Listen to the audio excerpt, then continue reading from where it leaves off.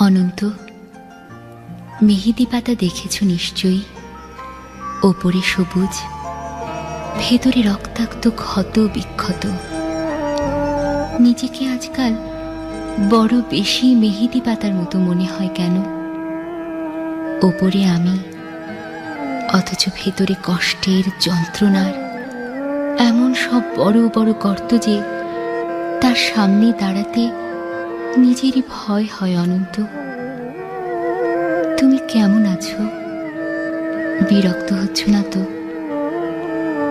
ভালোবাসা যে মানুষকে অসহায় করে তুলতে পারে, সেদিন তোমায় দেখার আগ পর্যন্ত আমার জানা ছিল না।